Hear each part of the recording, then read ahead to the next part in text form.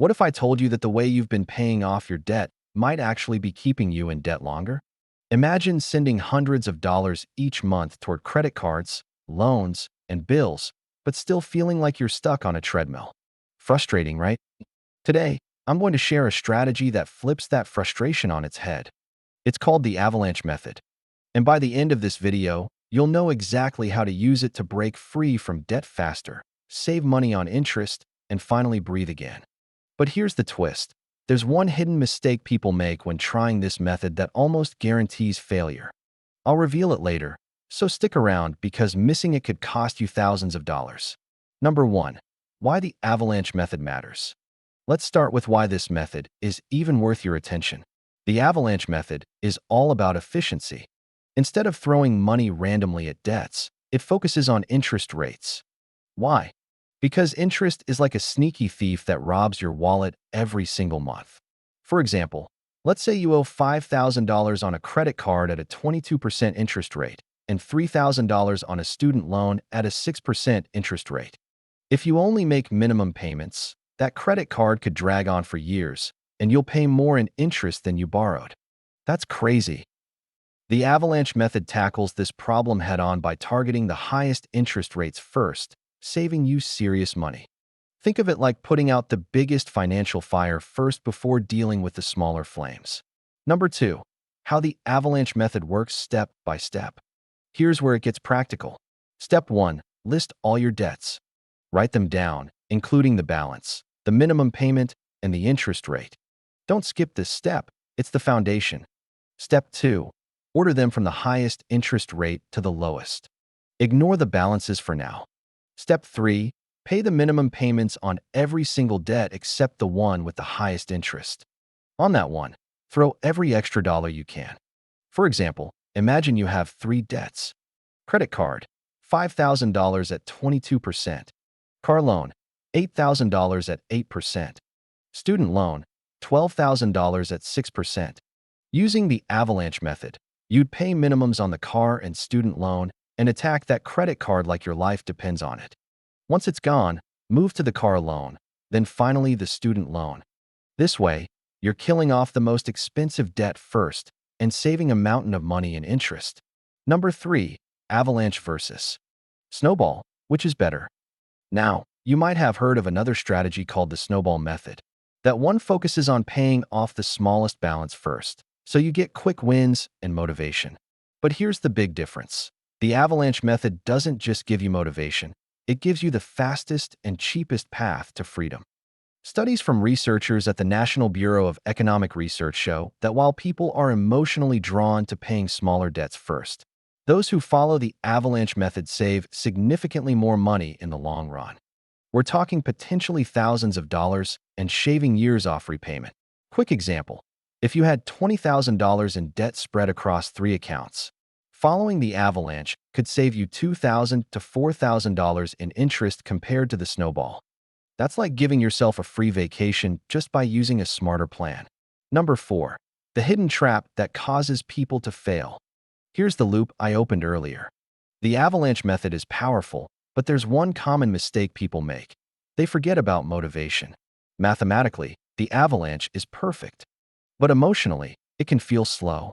Imagine paying on a huge $12,000 student loan at 7% interest and not seeing it vanish for months. That's where people quit. The key is to stay motivated while sticking to the math. One way is to celebrate milestones, like every $1,000 paid off. Another way is to combine methods. Use Avalanche as your base, but throw in a small snowball win if you need a quick confidence boost. Think of it as mixing strategy with psychology. Number 5. How to find extra money for your Avalanche. You might be thinking, great, but where do I get extra money to throw at my highest interest debt? The answer is to create a mini cash avalanche in your own life. Start by reviewing your monthly spending. Can you cut $50 from eating out? Can you cancel a $10 subscription you forgot about? Small cuts add up. Another option is boosting income temporarily. Could you drive for DoorDash a few nights a week? Could you sell something sitting in your garage? Even $200 extra a month can shave years off your debt timeline.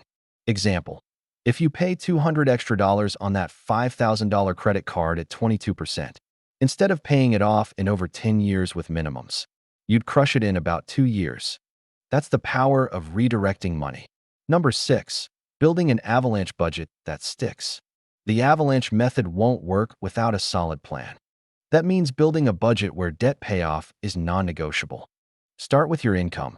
Subtract essentials like rent, utilities, and groceries. Then, instead of letting entertainment or impulse spending eat up the rest, set aside a fixed chunk for extra debt payments. For example, if you make $3,000 per month and your essentials are $2,200, that leaves $800. You could assign $500 of that to your avalanche debt attack. That leaves room for some fun, but keeps your goals front and center. And don't forget to automate your payments. If money automatically goes toward debt, you're less likely to forget or spend it somewhere else. Number 7. What to do when emergencies hit. A common question I get is, what if I'm using the avalanche method and suddenly my car breaks down or I lose my job? Here's the deal. The avalanche method works best when you have at least a small emergency fund, maybe $500 to $1,000 set aside. That way, you don't have to whip out a credit card every time life throws a curveball. Think of it like having a safety net under your tightrope. It doesn't stop the fall, but it makes sure you don't hit the ground. If an emergency does happen, pause your extra debt payments temporarily, handle the crisis, and then jump back on the avalanche track. Number 8. How long will it take? This is where curiosity spikes. Everyone wants to know, how long will it take me to get debt-free using the avalanche method? The answer depends on your balances, interest rates, and how much extra you can pay. But let me give you an example. Let's say you owe $15,000 total across 3 debts, and you're able to pay an extra $300 per month. Using the avalanche, you could be debt-free in about 4 years instead of dragging it out for 10 or more. Online debt calculators can help you see the exact timeline. And watching that end date shrink is one of the most motivating things you'll ever experience. Number 9. What happens after you're debt-free? Here's the exciting part most people don't think about. Once you're debt-free, all that money you were throwing at debt now becomes your tool for wealth. If you were paying $500 each month toward debt, imagine redirecting that to savings or investing. Over 10 years, investing $500 a month at an average 7% return could grow into over $85,000. So, the avalanche isn't just about escaping debt. It's about flipping the script from paying interest to earning interest. That's when you truly start building financial freedom. Number 10. Real-life story that proves it works. Let me give you a real-world example. Sarah had $20,000 in credit card and student loan debt. Her highest interest card was $5,000 at 21%. She used the avalanche method, attacking that credit card while paying minimums on everything else. It took her 18 months to wipe out the credit card. Then she moved to the student loans. In total, she became debt-free in just under 5 years. If she had done minimums, or even the Snowball, it would have taken her 7 to 8 years and thousands more in interest. Her story shows that the avalanche isn't just theory. It's a proven method that everyday people use to take control. Number 11. Combining avalanche with refinancing options. Sometimes the avalanche method works even faster when paired with refinancing. For example, if you have a credit card at 25% interest, you might qualify for a personal loan at 10% interest.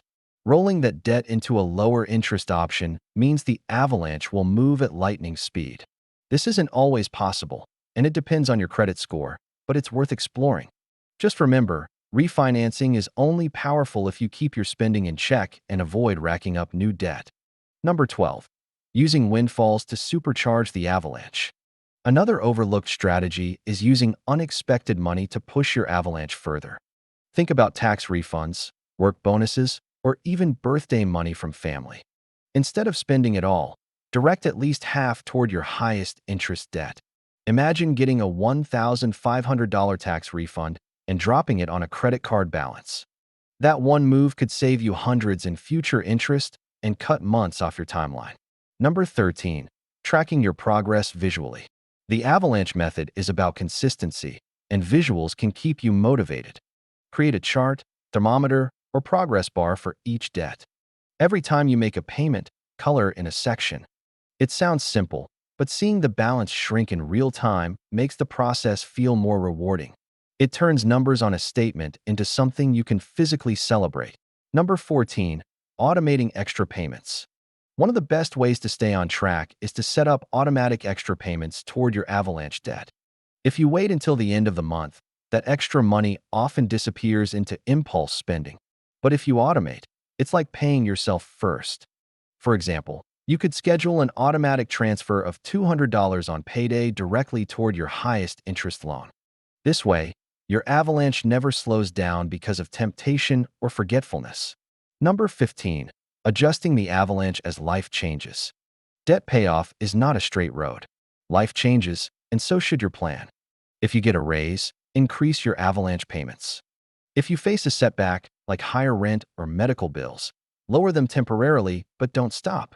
The Avalanche method is flexible, and adjusting ensures you stay consistent without burning out.